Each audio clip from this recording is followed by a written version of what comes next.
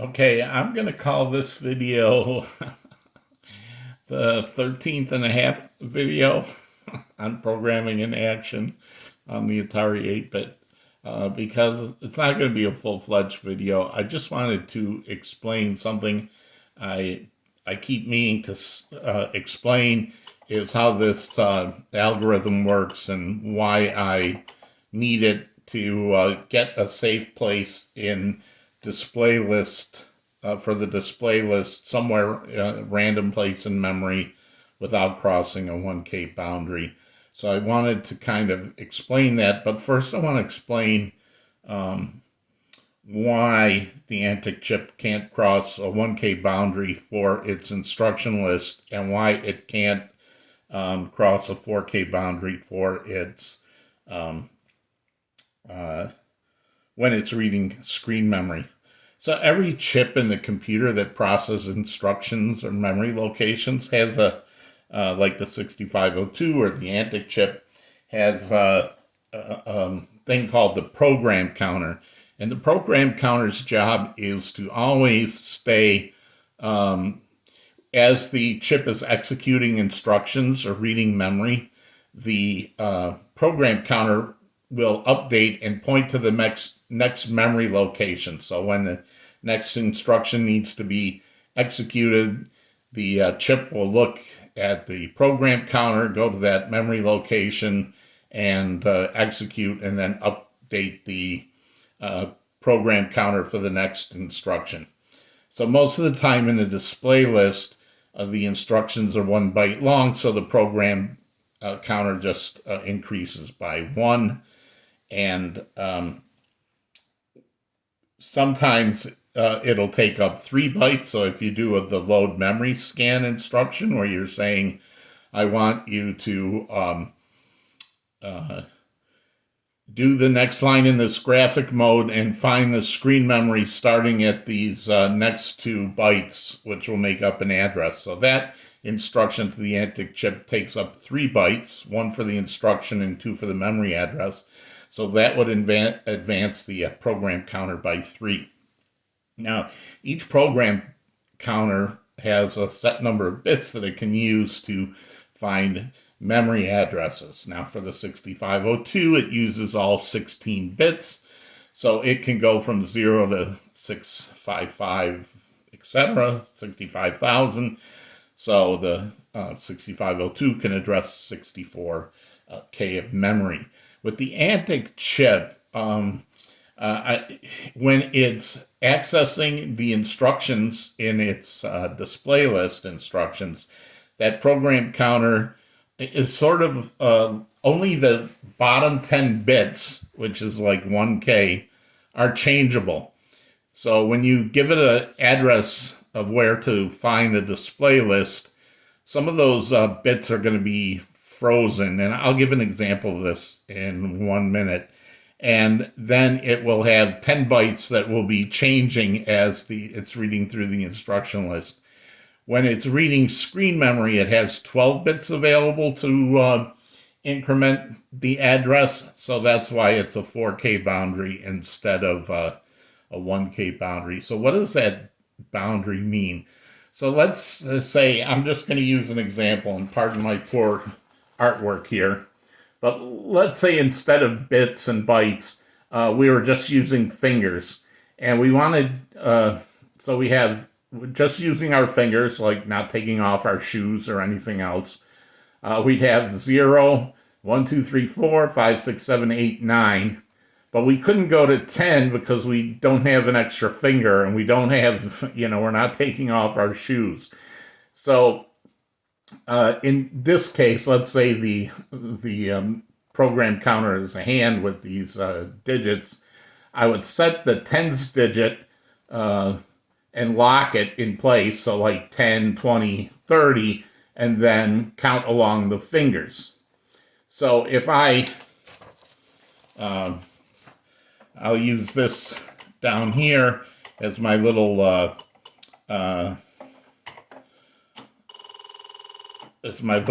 memory line for 10 fingers. So if I just pick a random address here, so this would be 00.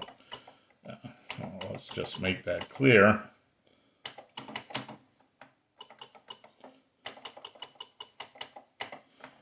So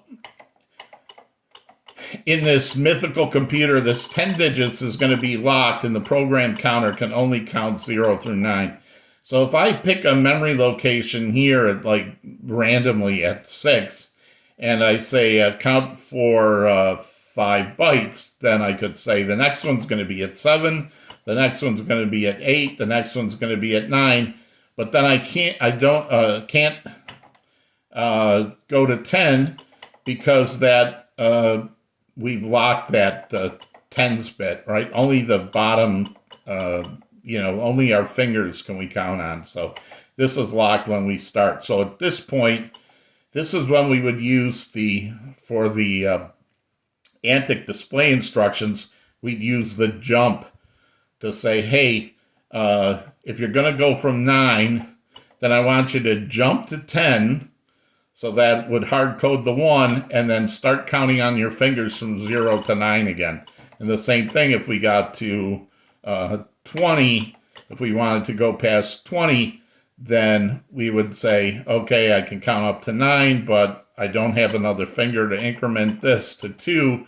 So jump to 20 and start counting your zeros from here. So that's kind of how it works, only for the ANTIC chip, obviously, it's, it's bytes. So let's say I want to find 3 bytes randomly in this line and not cross. I don't want my 3 bytes to cross this 10, and I don't want my 3 bytes to cross this 20. So I could start here and go 1, 2, 3, here and go 1, 2, 3, and so forth. Here, if I started here, I could go 1, 2. That's not going to work. All right. If I started here, I'm okay. 1, 2, 3, because the 0 is still there.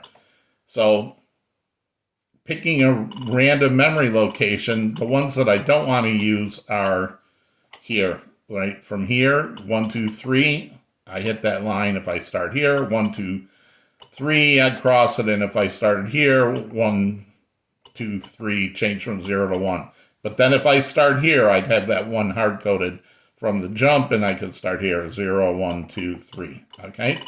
So, let's say I want to find a safe place randomly for 3 bytes. Now, I'm going to say this, what I'm talking about here, this algorithm, why it's only half like a lesson, is that there are ways to not have to do this, right? If your display list is small enough, you can just write over the display list that's already in memory, because you can trust that the computer's operating system put it in a place where it's not going to run over a boundary like this. Or you can specifically say,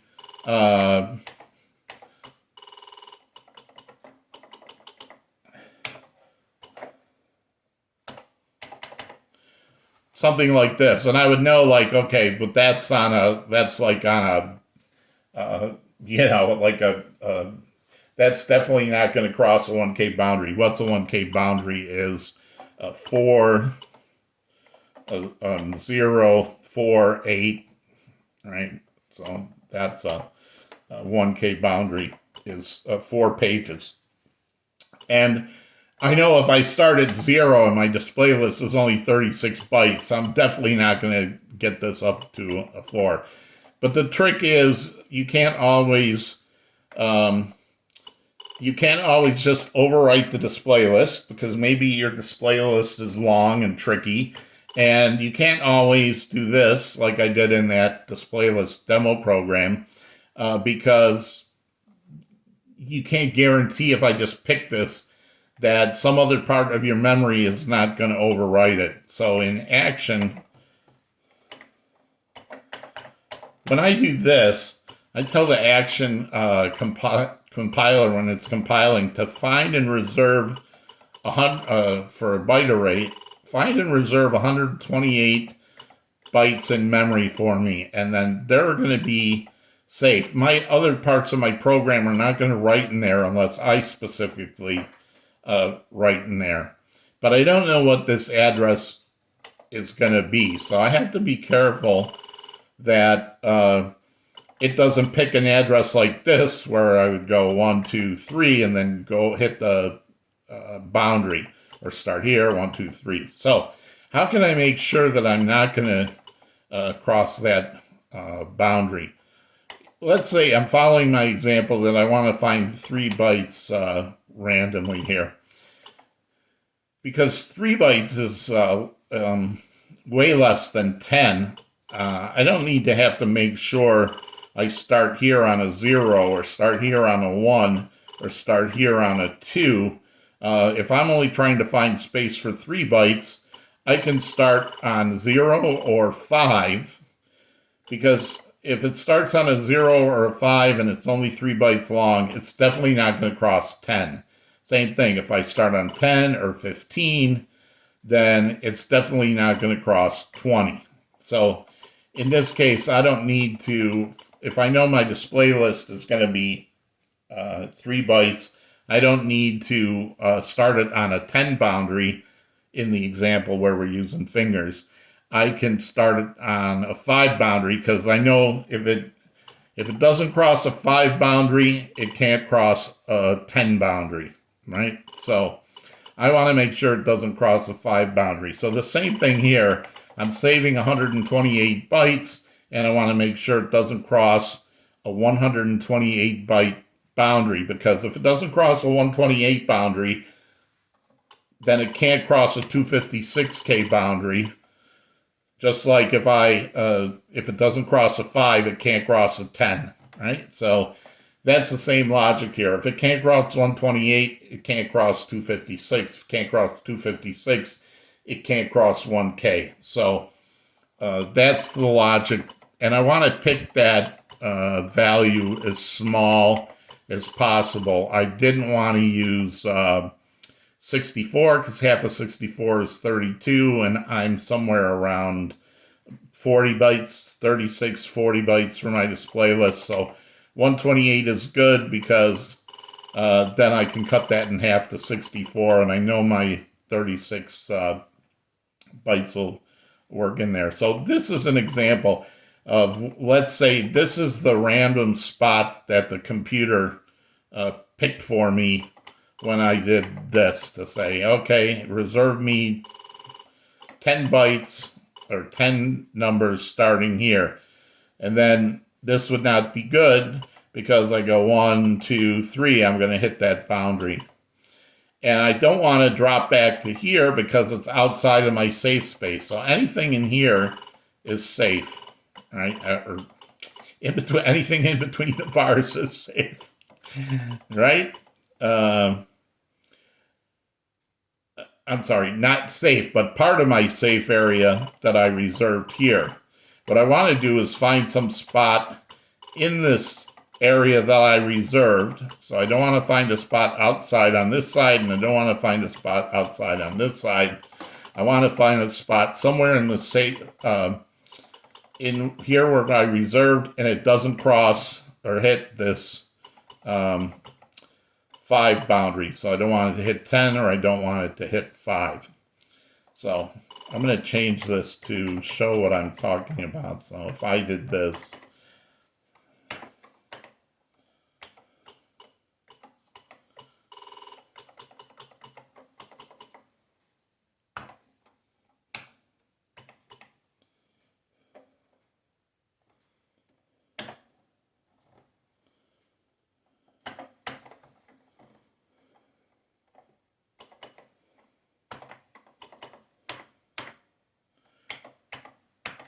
all right, so this says grab me 10 random spaces in memory.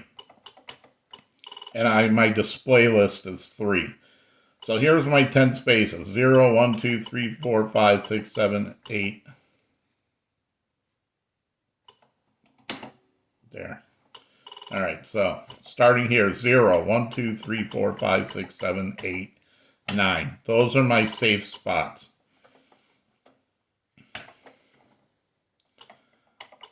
the first thing I do is, and in action, the name of a variable, like a byte array, is the address. So when I say store this byte array of 10 bytes, it's gonna, if I just say DL space, that gives me the address of this byte array. So what I'm saying here is take that random address you have and add 5 to it. So that's what I'm doing here. Here's where the random spot was chosen. And I can't do it from here because, right, this would be 1, 2, 3. I'd be crossing that 10. That's no good. So what I'm doing is I'm adding 5, or half. 1, 2, 3, 4, 5. And then I'm dividing by 5. And in action, when you divide by a number, it's even division, right? There's no remainder. So that would drop this back to 10. So what this does is says, okay, wherever your random spot is, add 5. This says, and then divide by 5. So here, it would fall back to this spot. So 12 divided by,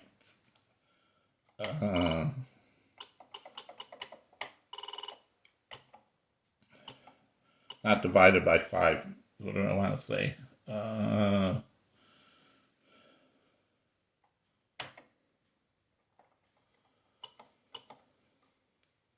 Oh, I'm just going to go back to here with the and. Let me do it this way. and.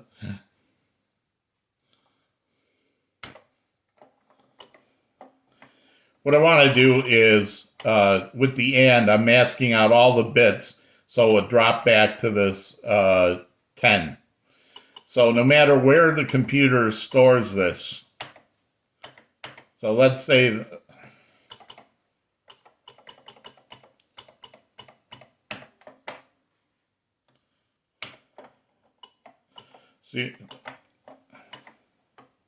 0, 1, 2, 3, 4, 5. All right, so no matter where the computer stores this random memory, so if it started here, I add 5, I drop back to the nearest multiple of 5, and now I can go 1, 2, 3, and I'm not going to cross the 10. If it put it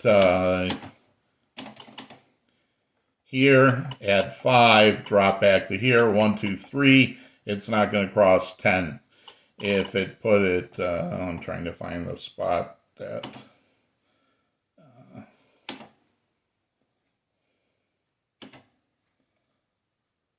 here. Yeah, so anyway, no matter where it is, by taking the random address, adding half, and then dropping back to whatever you multiple you picked, in this case 5, then you're guaranteed that you'll not cross the 5 boundary as long as your address is going to be less than 5. And the same thing works for this when I'm using actual addresses. So this says,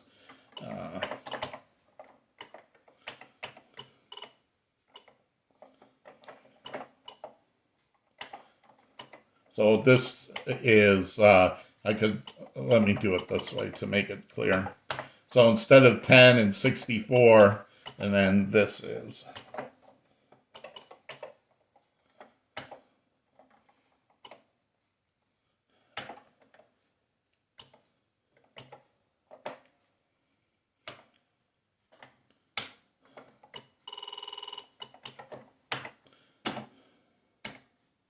So the bits are 1, 2, 3, 4, 1, 2, 3, 4, 1, 2, 0, 0, 1, 2, 3, 4.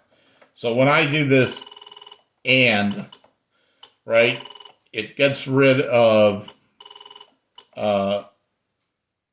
when I do this and, then the only bits, all these bits up here that are on are going to get turned on, but all these low bits are going to get turned off. So they'll all be 0, and this is, oops. Right, 1, 2, 4, 8, 16, 32. So these 6 bits are 0 to 63. So this is same as my 0 to 9. This is my 0 to 63. So I'm making sure that I'm taking 128 somewhere random in memory. I'm adding half of that to get in the middle, and then I'm dropping out the bits so that it falls back to the next even multiple of 64. Then once I have that, this will be